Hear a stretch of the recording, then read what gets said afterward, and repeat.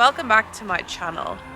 We're in the Arctic Circle in Svalbard, which is the northernmost urban community in the world.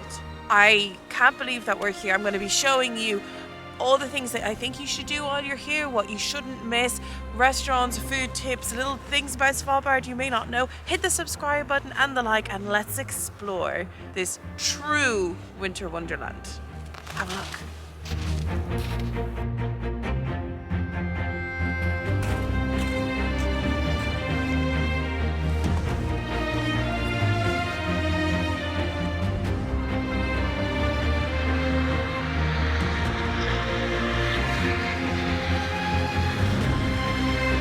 First tip, bring proper gear. I'm talking about a coat, I'm talking about thermals, I'm talking about a hat. Sounds so obvious, but I thought I'd just start with that. When you arrive in Svalbard, there are several options to get to your hotel. The buses are aligned to the flight schedules and they go to all the hotels here. If you are less than 3 people, it's cheaper to get a bus. However, if it's more, you're better off getting a taxi and splitting it. The buses, as you can see, are here. They are very comfortable and you can store your cases underneath. The bus driver was also really friendly because he stopped and made us look out the window to a walrus who was sleeping on the ice. I'm a fan of the bus, personally, but you do you.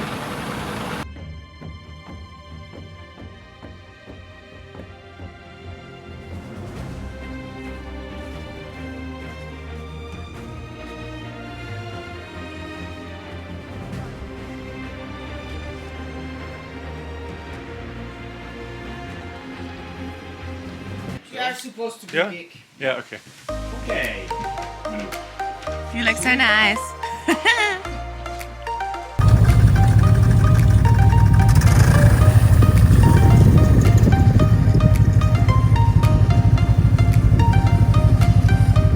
This is a lot of fun. I definitely recommend you do this if you come. Oh my god, Bobby is lying. Oh my god, he's down. He's down.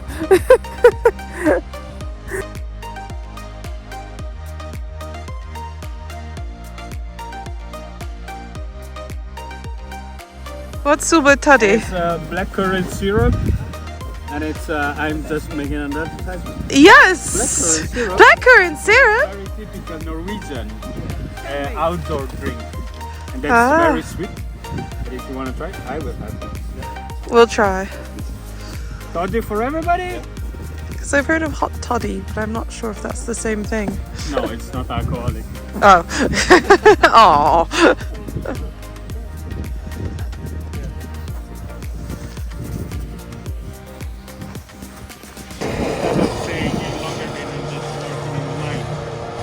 People of Longyearbyen started to renovate a little bit these buildings, but they are the same buildings that were here from 1917 to 1930s. We are just back from our snowmobile adventure.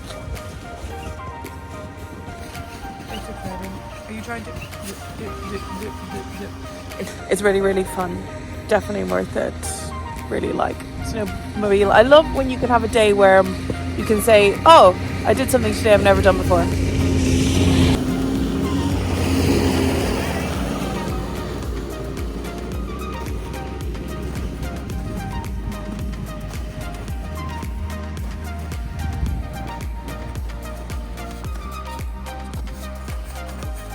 Okay, here are some things you may not have known about Svalbard in general.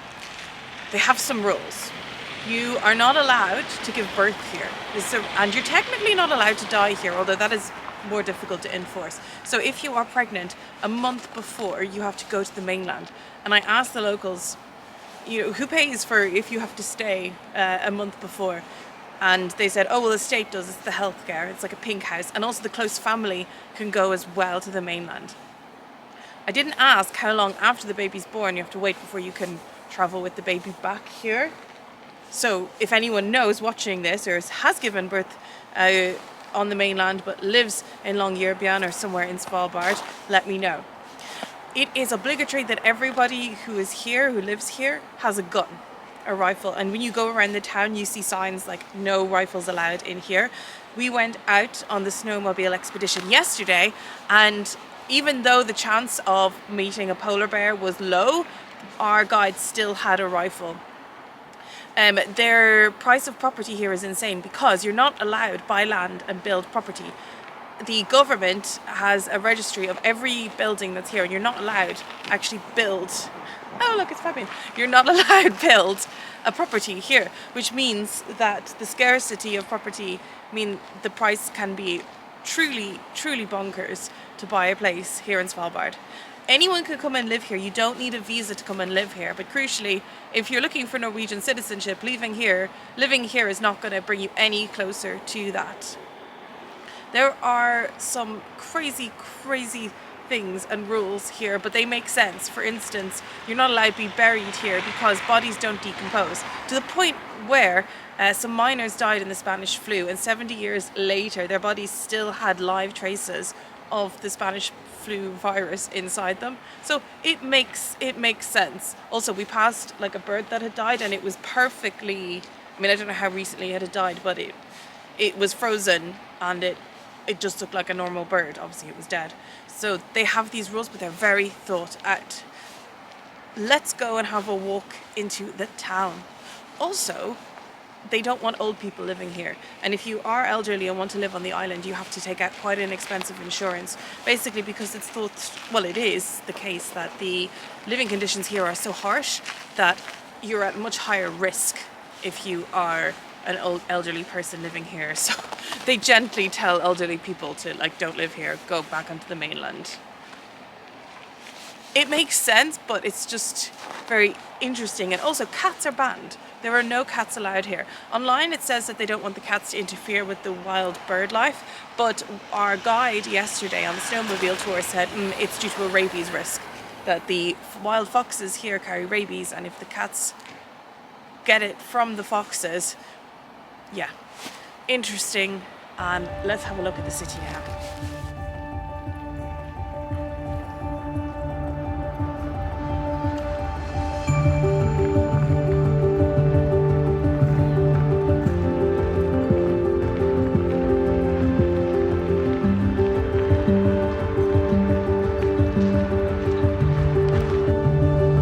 We're going to walk now into the main town centre of Longyearbyen. The main city. Here are some of the houses, and they have this multicolored appearance, cabin-like features. Much better view of the road. Okay, let's do that. But let's go into the town, centre of the town first. And I mean, it's not a very big town. There's a culture husut. Mining is of huge significance to Svalbard because it really was the center point of the industry here for a while. Now tourism has taken over, and it has, mining was due to stop in 2023, but due to the war in Ukraine, it has continued and will be discontinued this year. But there have been miners killed in explosions over the years, and there were miners that were killed in the Spanish flu. And this is a nice tribute to them. It must also have been really difficult to mine in such treacherous conditions up and down the mountain. There were a lot, and they're mining coal, by the way. Have a good day. If you're wondering, there's a really good supermarket here. It's a co-op, and they have really amazing choices, but it is the only supermarket that we have seen. It's in the center of the town, and surrounding it are some restaurants. Station Inn is somewhere we've been before. Behind me. Behind Fabian, who's filming at the moment. But there were further restaurants up there, like Kroa, where we were there yesterday, and I'm showing you in this video what some of the food looks like and the interior.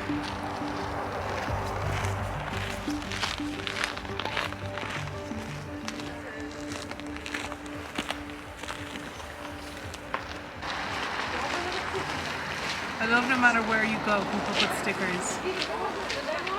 of what's important in their lives. And there's usually always at least one German football club. Always. I did see a Chelsea one as well. Who? So, hope this isn't too close. Shopping centre right there. There are some restaurants in there as well, like a Thai place we went to. Also, if you have not brought enough clothes, there are several places where you can buy the best thermal quality clothing to keep you warm. At the moment, we're in a winter heat wave, so it's -3, but normally at this time of the year, it's 15 degrees colder on average, well, according to Google Weather. Last week I looked it up before we came and it was -18, said it felt -20, which is more standard for winter time. We're here in February.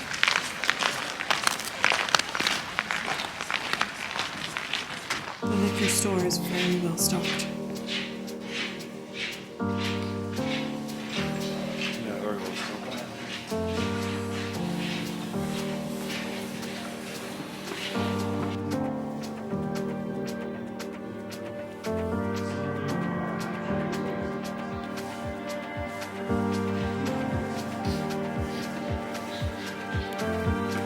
Here are some of the shopping opportunities I mentioned. Skin Bud, so if you're vegetarian or vegan, I don't think you'll like it. There's a lot of skins in here. And over there, there's the sports shop that has brands like Patagonia, Arc'teryx. There are bars, of course. And then behind me, there's some of the stereotypical looking buildings here, and also the Kroa restaurant. I mentioned Kroa earlier. It's the Kroa restaurant.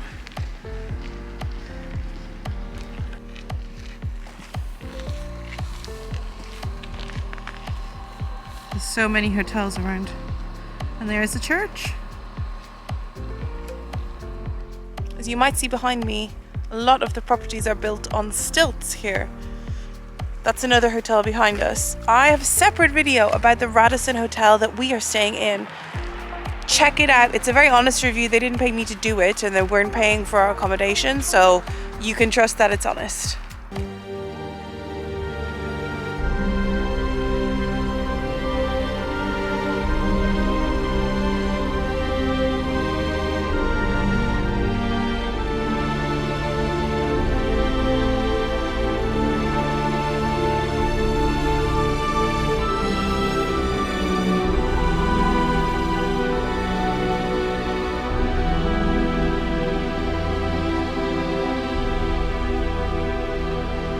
Here is a lonesome reindeer. So from our tour guide yesterday, we learned that the reindeer here have evolved to be quite close to the ground, but genetically they have the same DNA. It's very hard for them to live here. They do. There is some vegetation, but they have to dig it out with their hooves and like move things with their teeth, to the point that when they're 9 or 10, they've no teeth left, and that's when they die. See, it's pounding the ground. Whereas apparently reindeer in non-tough environments like this can live until 20. I would go over and say hi, but I don't want to freak it out. It has a hard enough life as it is without me adding to its stress. But they're very cute. They're really small. You can also eat reindeer here, although I'm not sure I should talk about that within his earshot or her earshot.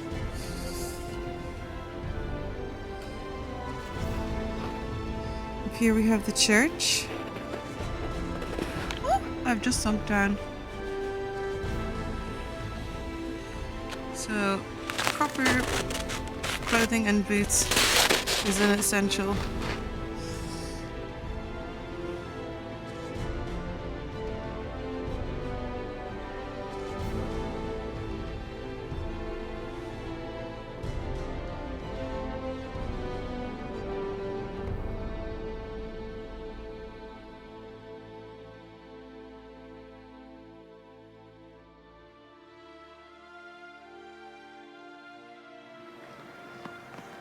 Here are the houses, and as you say, you can't just build a new house.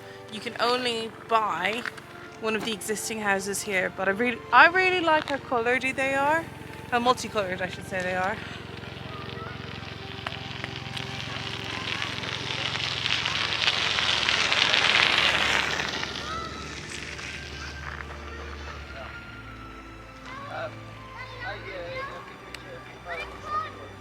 Russia's behind us. No, no. There's a lot of the research team buildings around here. There's the Russian one, there's the Czech one. To my left, your right. I don't feel like I'm on planet Earth. I feel like I've stepped into a movie somewhere.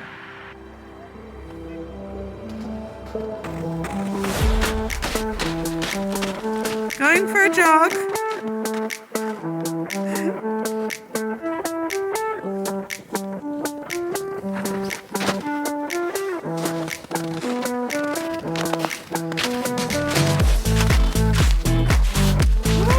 Whoa.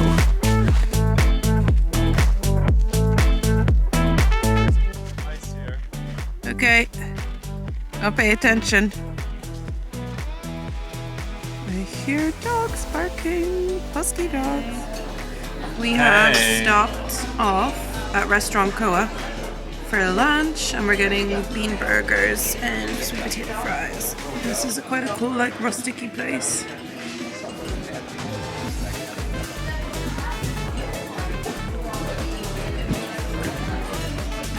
I'm really liking the bean patty. It's like a proper bean patty, sweet potato fries. Yeah, really good.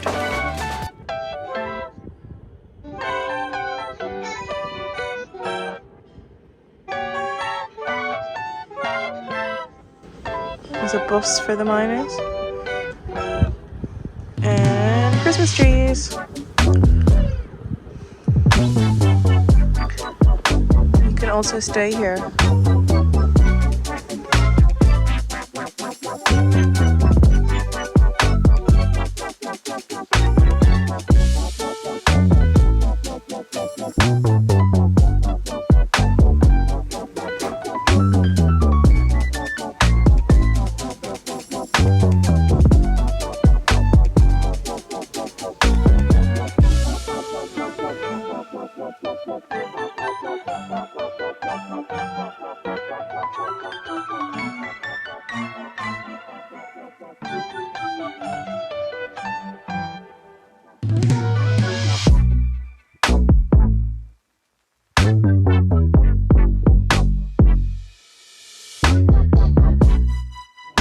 Reindeer.